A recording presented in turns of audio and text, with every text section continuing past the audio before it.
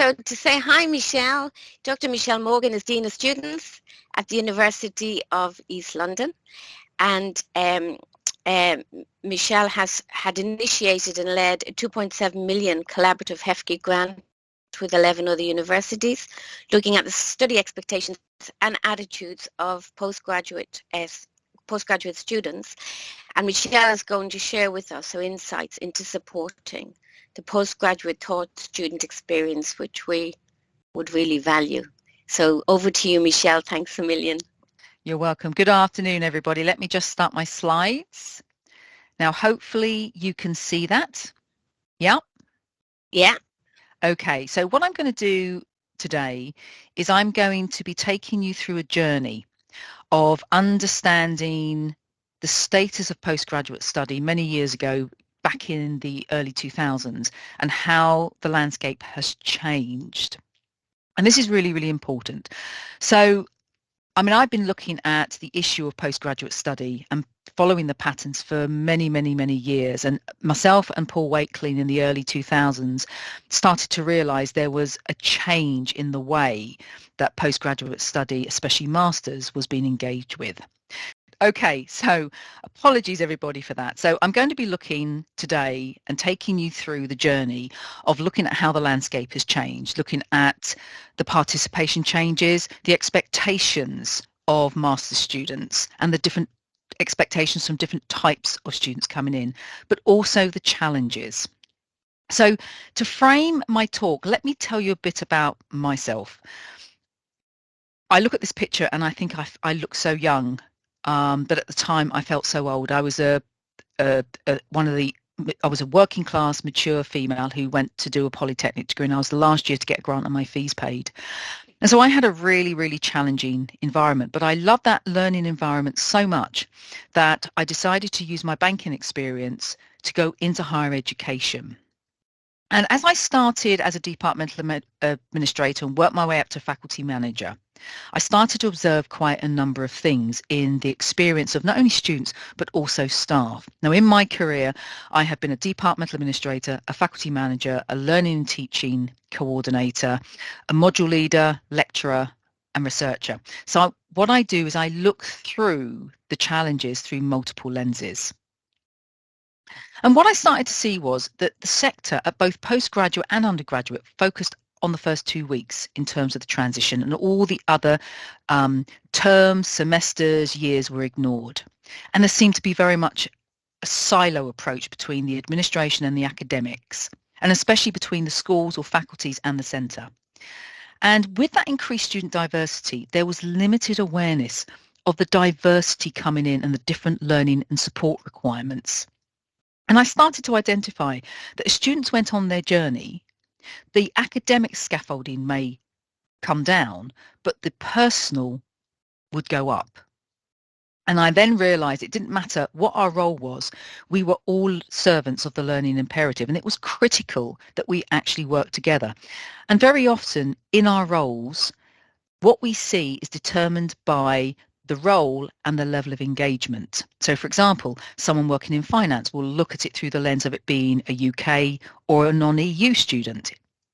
In the classroom, you're looking at it from a lens of we're trying to teach students. So understanding the transitions is absolutely critical. And what we don't have at postgraduate level is a postgraduate UCAS equivalent. And I think for those of you who are not aware, the Home Secretary yesterday, which makes this presentation ironically quite appropriate, has decided and mandated that in January 2024, international students will not be allowed to bring in dependents unless they're on a postgraduate master's research degree. And so many institutions, including my own and yours, are going to be impacted on. What the sector has been very, very poor at is realistically supporting students through every transition stage. And this is the transitions model that I created back in the 2000s as I started to try and provide myself with a framework of the milestones that students had to go through. And if you want to read more about the transitions model and the elements and the themes and activities that comprise it, you can actually read it and access it via my personal website. But what I started to realise was we're driven by metrics, and at postgraduate level it's not so bad because PTES is not a requirement, unlike NSS, and it's not at the moment used to weigh, measure and judge institutions like NSS is. But if we want those all-important metrics at the exit to be good, then we have to go back to the very start. And so today what I'm going to do is I'm going to show you some data and some information that comes from these sources. Now, I've broken every rule in presenting, and I'm going to give you quite a bit of data. But this is so you can actually forward the slide deck to someone else, and the slides tell a journey, or you can go back and revisit it in your own time and actually have a lot more dig into the data. So let's set the scene by looking at who participates in postgraduate taught study. Now, this is what basically happened up until 2010, 2011. Up until then, the increase was slowly going up, but the rate of increase had started to quite dramatically slow down. And what you can see is for UK domicile, part-time study was the dominant mode. But you can also start to see the blue line that the non-EU full-time had started to do quite a dramatic increase. So whilst the UK domiciled was slowing down, the reason why the numbers kept going up was that we had an increase in non-EU full-time students. What we started to see, though, was that in 2011-12, that the decline started to happen across all domicile groups and all modes of study. And this is when HEIs, who has now been replaced by the Office of Students, stepped in and decided to do phase 1 of a project.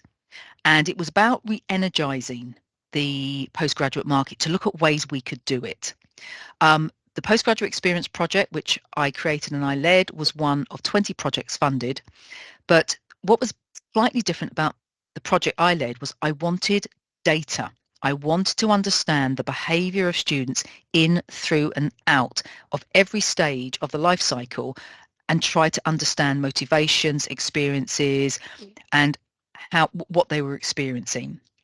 At this time, why was this decline happening? And there were lots of reasons. The external factors included visa requirements, perceived value, no adaptation of the postgraduate product, we're not listening to the market.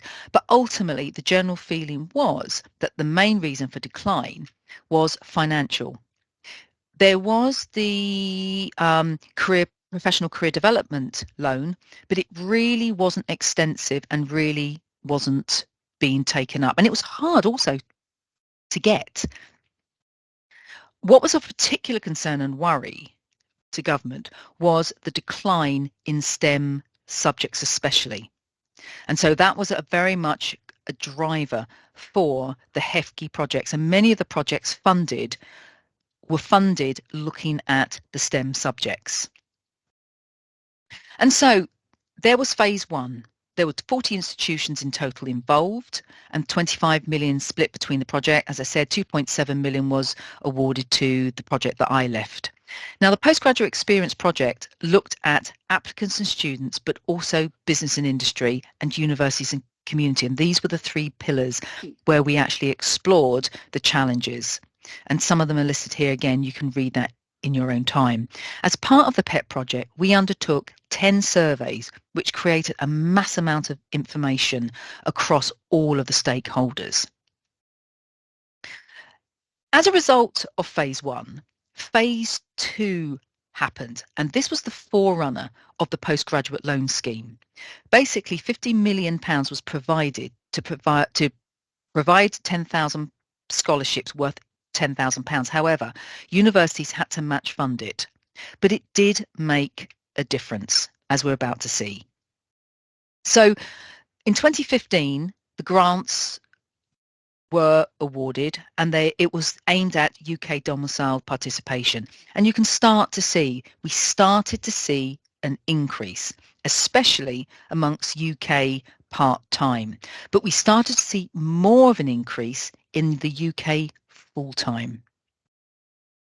And so who participates and gets the loan. It's really, really important to understand that although the loans are across the 4 UK countries, England and Wales only do it for masters, but Wales have very, very generous loan and grants, which England doesn't. Scotland and Northern Ireland also support postgraduate diplomas and masters. Now, the challenge by not supporting certificates and diplomas is that in England, the certificate and diploma has become a deficit qualification, i.e. it's only if you withdraw and don't complete the master's study that you get that qualification. And so you can start to see that we had an immediate increase in UK domiciled participation once the postgraduate loan scheme was introduced. So the part-time UK is in the orange and the full-time is in the red. But what you can also start to see is the blue line. You can start to see that the non-EU full-time started to notably increase. And what we basically saw between 2016 and 17 and 2021 was an 86.3% increase in non-EU full-time. And across all types of postgraduate part-time mode for UK domiciled, it started also to increase. So what we started to realise, and for the very first time in 21-22, you can see the blue line, non-EU full-time overtook UK study for the very first time. And so we've got a really very different landscape in postgraduate study.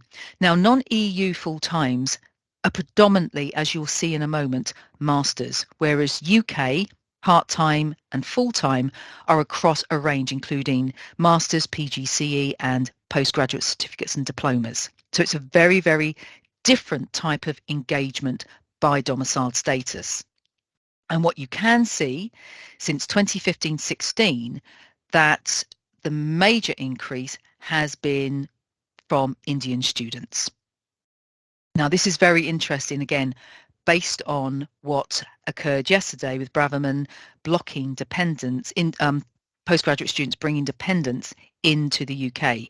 There are cultural differences, and we are very slow at institutional cultural adaptation in the UK.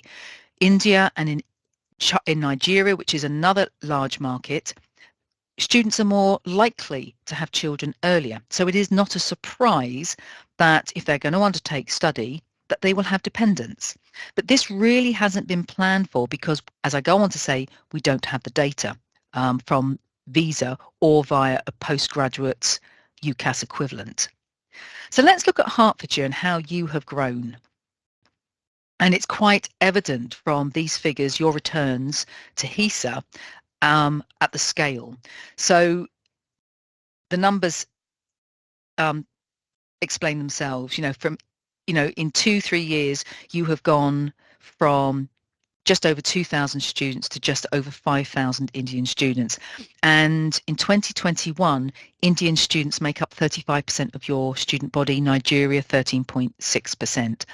And in 2 to 3 years, you have doubled your postgraduate student body. So your growth has been phenomenal. And that in itself creates lots of challenges in terms of space, because I do not suppose that staff numbers have increased in line with student numbers.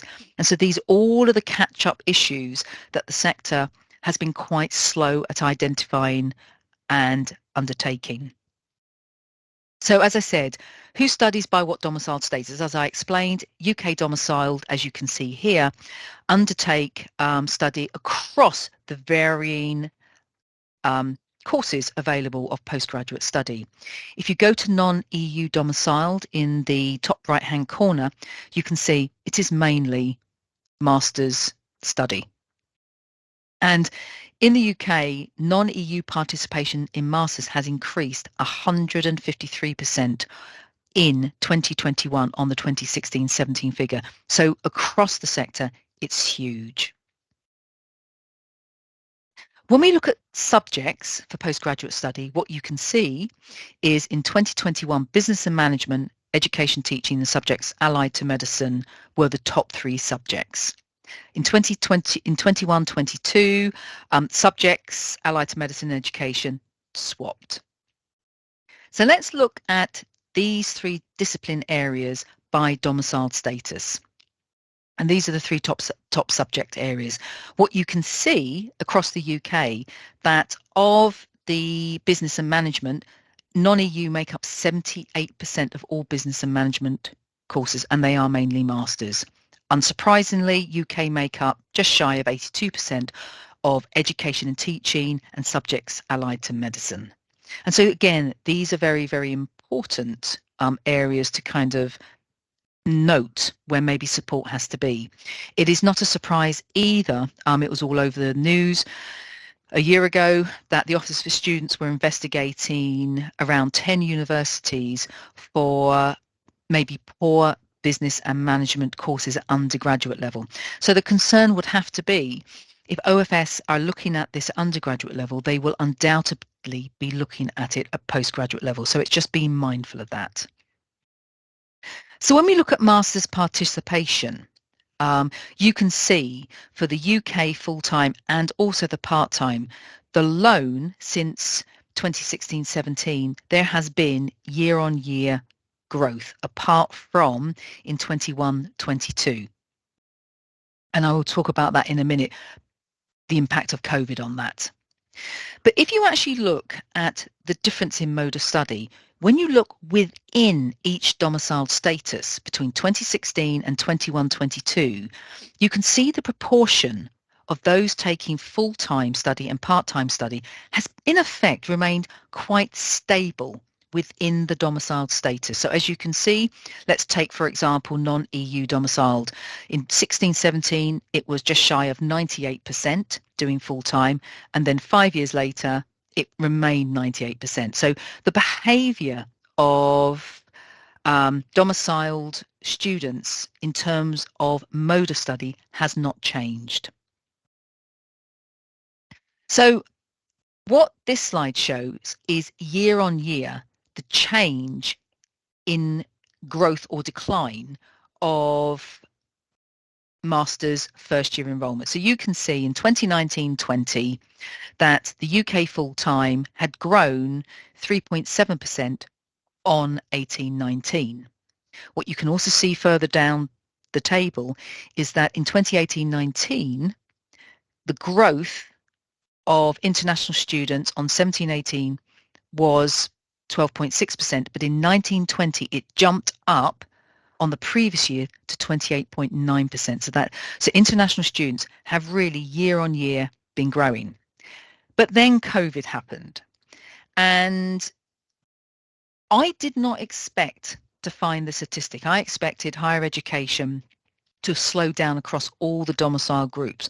But interestingly, what you can see is during COVID, and this could very well be due to learning being put online, but also the periods of lockdown, that actually UK full-time and UK part-time increase in enrolments jumped out of pattern of previous years, which was very interesting. And understandably, if you go down the bottom of the table, you will see that the non-EU only grew 7.4% because of the immigration challenges due to COVID. But it could also very well be where we saw the part-time non-EU increase is that they also started to engage online.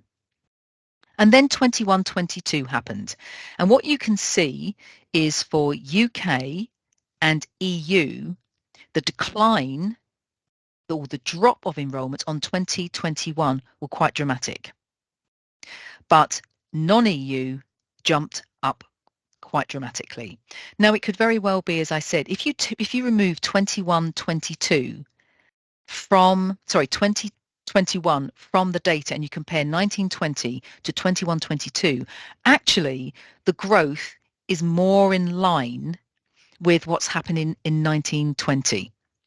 So COVID really has had an impact on the landscape of UK and EU students. Now, what is quite common and this is quite important, if you are an English provider, you are more likely to actually have students who are English domiciled going to your universities. The same is in Scotland and also Northern Ireland. Wales is slightly different though, and it's the one area where there are quite a high number of not just Welsh, but also English domiciled students going to the study at those universities. Now, this may very, very well be because some Welsh providers may have campuses in England or other areas. So again, it's very interesting to see the dynamics of where students come from. So let's look at age. Something that has been quite a dramatic change is the age group. So if we go back to 1994 and the start of the 2000s, those going straight from undergraduate to postgraduate study was a lot smaller. But by 2010-11, it had jumped up to just shy of 48%. By 18-19, it had jumped up to 61% of all students. And although it's slightly dropped in 21-22 to 57.4%, you can see that that age group, 21 to 24-year-olds, are the main age group, and they mainly do full-time study. The reality is, if you are over 30, part-time enrolments are your main route into study, and they constitute the majority of the enrolments for those over 30. But there has been little change in, realistically, the last 12 years in terms of under 24 part-time numbers. So let's just look at the section summary. You can see here I have tried to summarize it. We know that UK domiciled students under 24 make the majority of full-time enrolments. Those over 30 are more likely to do part-time study. EU full-time and part-time study has really stayed consistent across 20 years, even though students have, even though we've left Brexit, we've left the European Union, it remained quite stable. What is interesting is, as of August 21, EU students were no longer entitled to a postgraduate loan. So that can also contribute to the decline that has happened with EU students. What we did see between 2021 and 21-22 is a decrease in UK and EU participation, but what we have continued to see is a constant increase in non-EU growth. And so the next section I'd like to talk about, which really is very, very important in decision making of students, is funding methods, debt concerns, fees and loans. So has anything changed since students have been able to obtain a postgraduate loan? Let's have a look. And so the reason for mode of study, what you've seen here is you've seen the responses from the Postgraduate Experience Project and then the 3 university study from 2019 to 21. So asking the reasons for students about why they selected full-time study, you can see there still isn't a major difference in terms of undertaking it. And you can see that for both groups, it was allowing me to concentrate on the subject. For others, it was the most appropriate way to study the course. Looking at part-time, again, you can see the most popular response was, I had a job and wanted to continue working. Now, we started to find quite a lot of different drivers between those who are 21 and 24 and those who are over 30, which I will go on to show you in a minute. So the impact of funding method by study decision by age, what you can see here is actually, up to 25 years, you're more likely to study full time. I decided to study part-time. You can see it dramatically ramps up from under 25, 7.3% to 41 to 50 years of age to 39%. And so the same pattern was also found in the 3 university studies. So age is a determinant of mode of study and how they want to undertake it. Let's look at debt concerns. So in 2013-16, 2013 to 2016, we asked the candidates involved in the study about concerns about worrying, the concerns about debt. So obtaining sufficient funding, you can see for UK domiciled was 28.3%. But you can also see the levels of concern about getting into debt, increasing debt, and concerns about fitting study around work. Let's jump a few years on when the postgraduate loan scheme has come into being, and you can actually see that although obtaining sufficient funding has declined, it's gone from 28.3% under the PEP project to 16% under the 3 university case study. You can see that the concerns of debt are still very notable, and concerns about fitting study around work are very, very, very similar.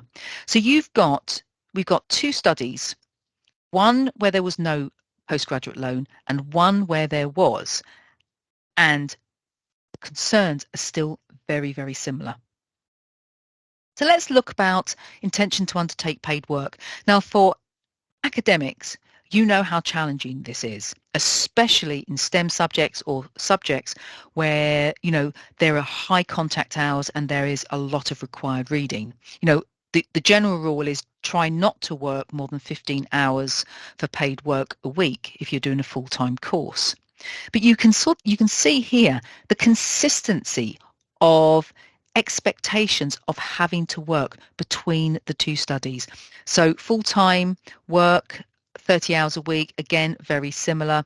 Part-time hours, less than 20 hours a week, again, quite similar in terms of demand. What was interesting was there was quite a bit of uncertainty about whether they'd be able to work. Now, that wasn't just expressed by international students. It was also about, there was uncertainty about whether the demands of the course would actually enable them to be able to undertake work. And what I've done here is you can see the differences by full-time and also part-time modes. And again, the 2 studies by full-time and by part-time are very similar in the responses provided. So, working, those who are full-time, working less than 20 hours a week was 40.7 for the PEP study and 49% for the 3 university case study. Interesting that even with the loan, a higher proportion of students felt that they would still need to work. So let's look at the financial issues by themes that came up. And again, what I would say is these were reflected again in the 3 university case study. Now, as you read through these expenses, I'm sure they're ringing bells because we're experiencing exactly the same thing with our students as a result of the cost of living. And as costs ramp up, so do the cost of meals, accommodation, utility bills. And so, knowing that 6 years on from the introduction of the loan, we are still having students expressing and experiencing the same issues, it's really important that institutions take note of this. When the postgraduate loan was introduced, there was this audible sigh across the sector of relief that, well, now the postgraduate loans come in, it's going to solve all the problems. And what we can see is it's not. Students are still sharing the same worries and the same concerns. And so here we have the top 3 largest concerns and expenses by domicile status. And you can sort of see across all students, cost of accommodation is a major problem. And that is increasingly now becoming a major issue. As more and more universities, especially city universities, sell off their university accommodation, there are more demands on private accommodation. So let's look about difficulties in paying bills. We asked the question as part of the Postgraduate Experience Project in 2013 to 16 about the type of issues that students experience, i.e. late paying or unable to pay.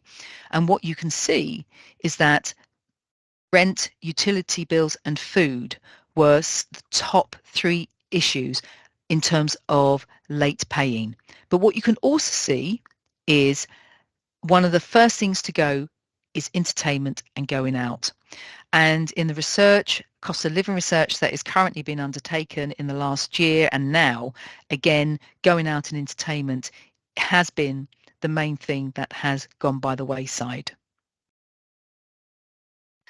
So we actually asked the students about major concerns, and although 77.8 had managed financially, we still had a number of students who had considered withdrawing or considered taking time out.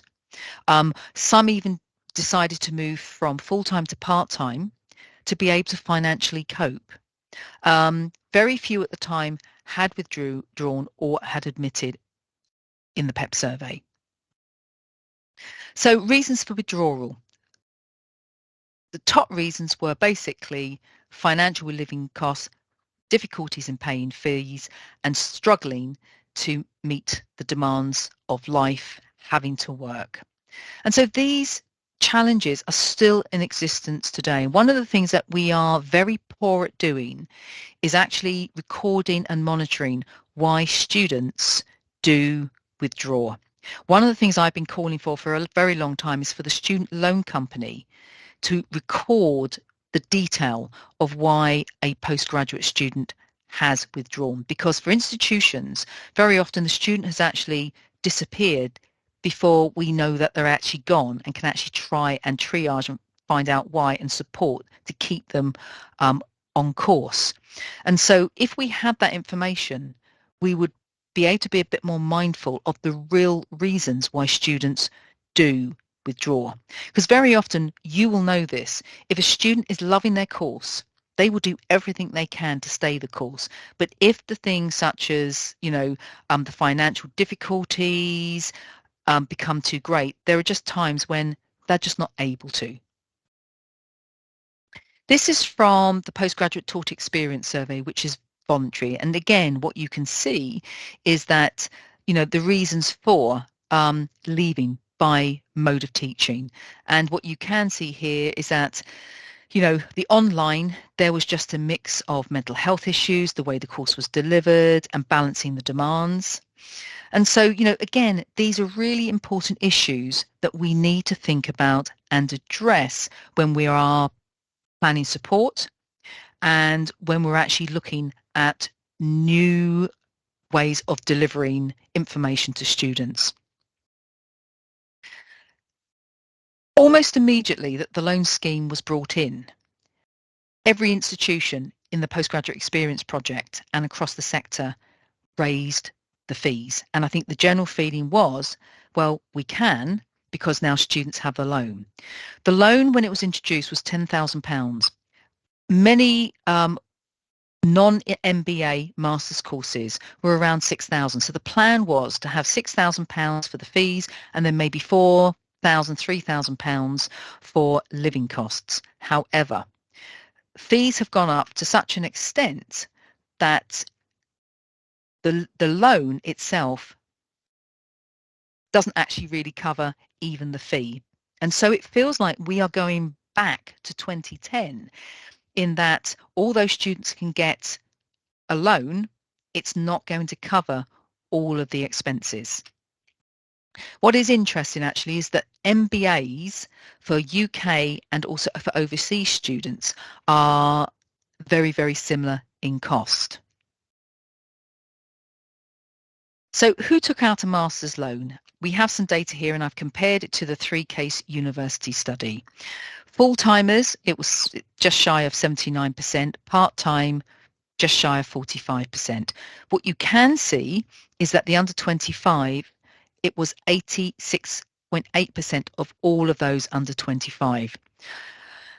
So, again, it's understanding who takes it out. The problem that we've got, and this is the impending problem, is that the students who are under 25 will have incurred huge debt under the 2012 undergraduate fee scheme.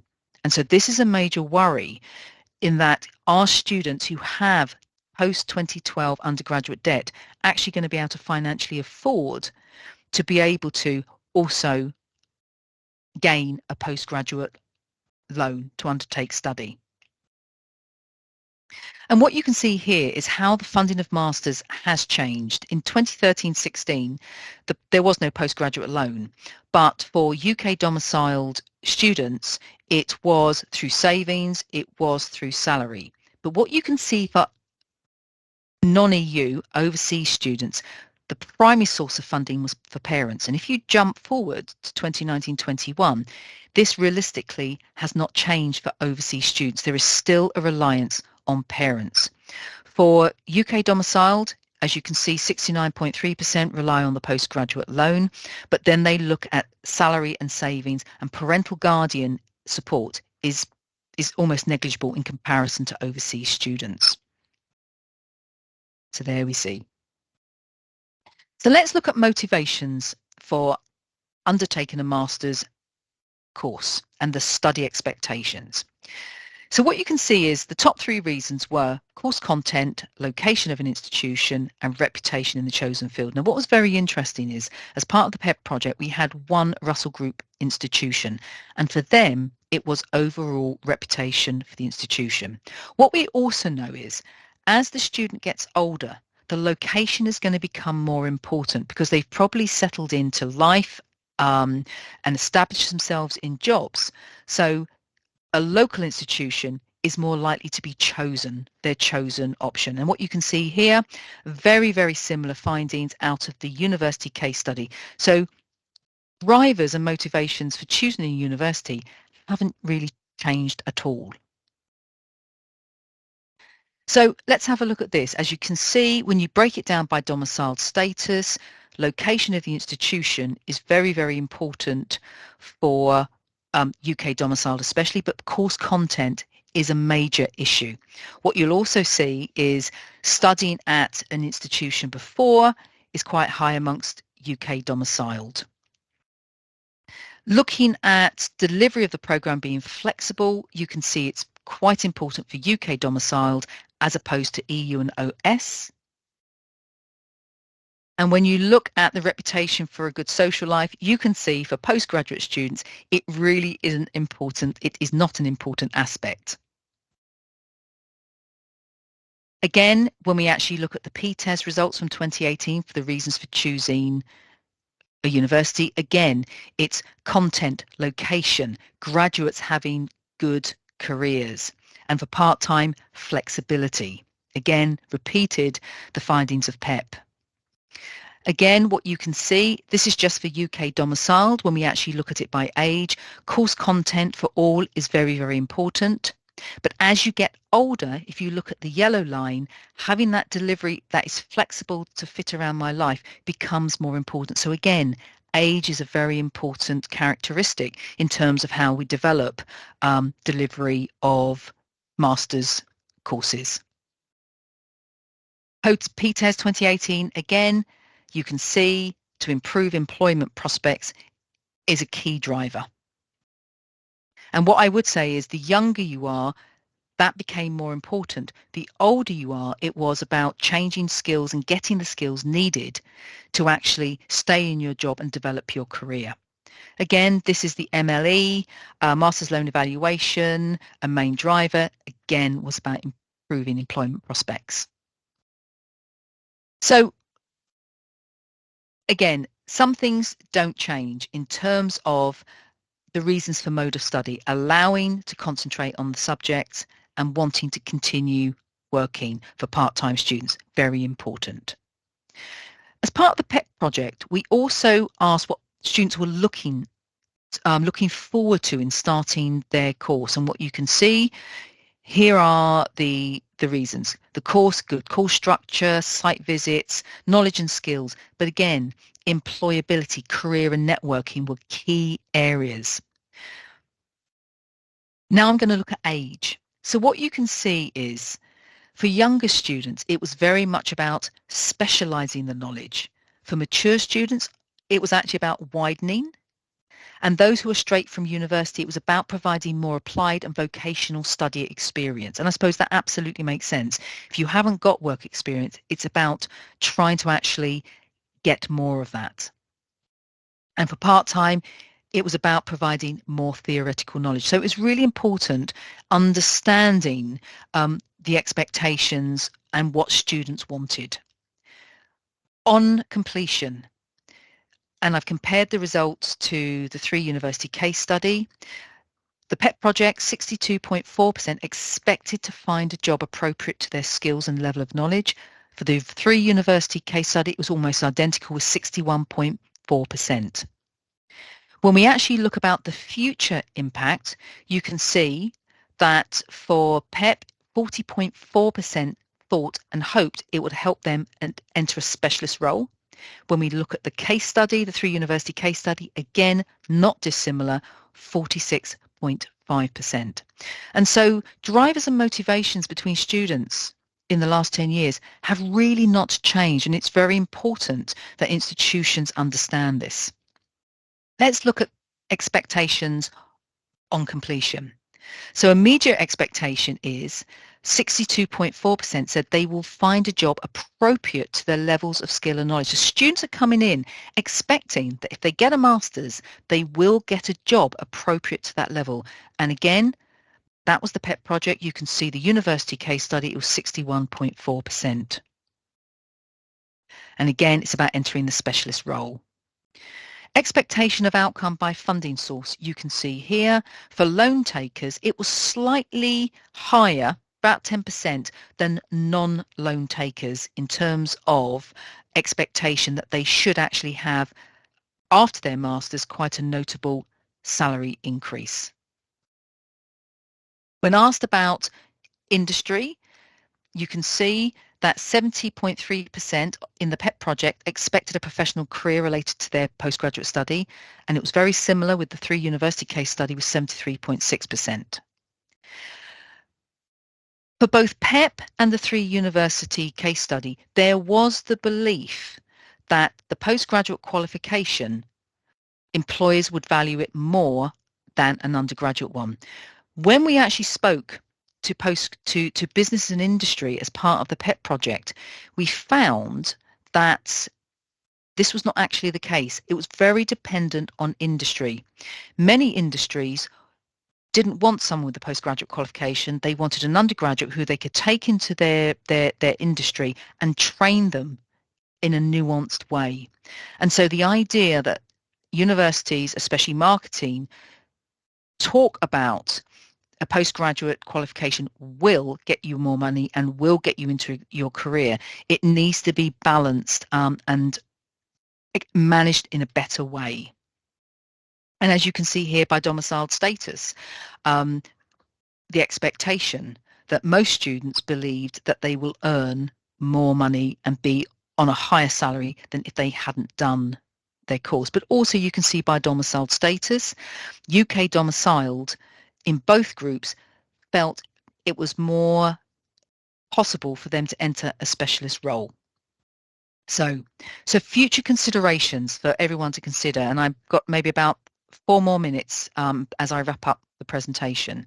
You know, we've got to be thinking about 30 years of age coming up with the undergraduate debt and the 3K regime. They're the ones more likely maybe to decide to go into postgraduate study. We've also got a reduction in births since 2012. So after 2030, the pull through from undergrad to postgrad is going to start to slow down. We've also got to deal with the impact of English domicile debt, especially English domicile students make up the bulk of UK enrolments. And we do need to think about how possible and viable is it for an individual to have a postgraduate loan and an undergraduate loan and have between 12 to 15% of their disposable income taken before they pay their national insurance and tax. And so these are the kind of things that we do really need to think about. We need to think about the reliance on certain markets, the changing dynamics in the classroom, adapting services, and manage the expectations. So here is a summary of the expectations about what students expect. We know the journey is never easy. The top shows how we think it's going to be. Underneath, actually, it's about the reality of it. There are pitfalls. And so this was the model I was telling you about that you can look at in your own leisure. And these are the classic postgraduate study pinch points that's really important to manage and bridge and triage as students go through their learning journey. If you've got a student who's been out of higher education for 10 years, their understanding and knowledge of university is going to be very different than, say, someone who's progressed straight through.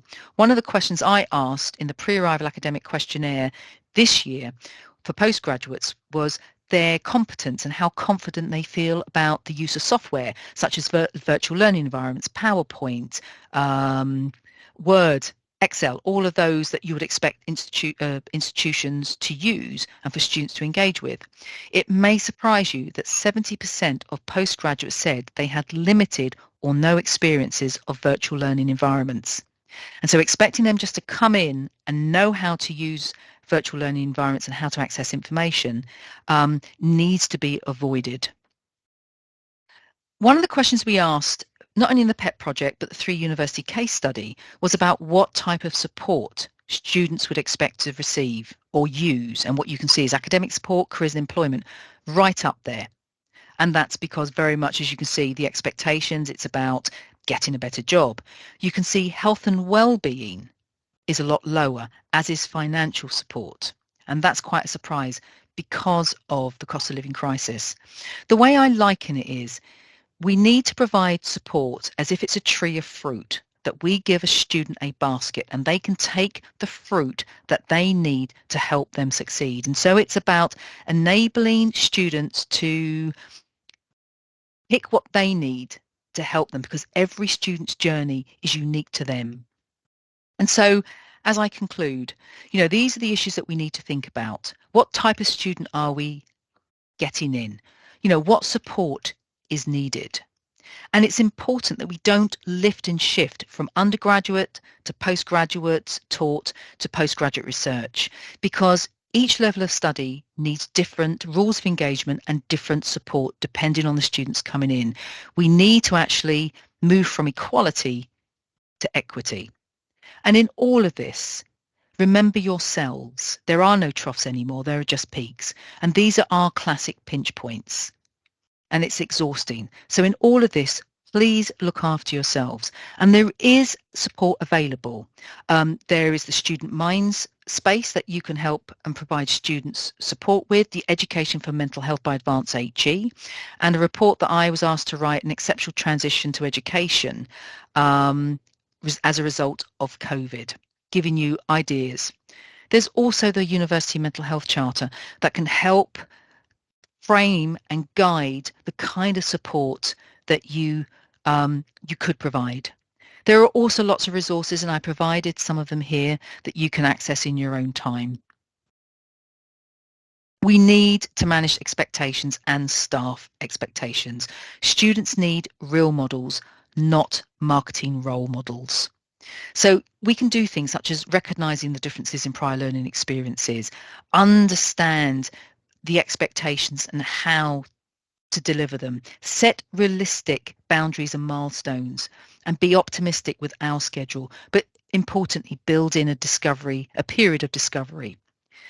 Students' lives are complex. We want them to be successful, and we need to support them in, through and out of the study life cycle. But most of all, we need to look after ourselves. And so understanding the composition of our student body helps with a range of things, and they're listed here. And understanding the sources of funding, such as providing hardship funds and managing expectations of cost of living in the UK, especially for international students, is very, very important. So again, understand expectations, bridge gaps, manage expectations. And as I said, we can't solve problems by using the same kind of thinking we use when we create them, as in the words of Albert Einstein. So thank you for listening, and I hope that gave you lots of information and food for thought. The slides will be available. Thank you, Michelle. That was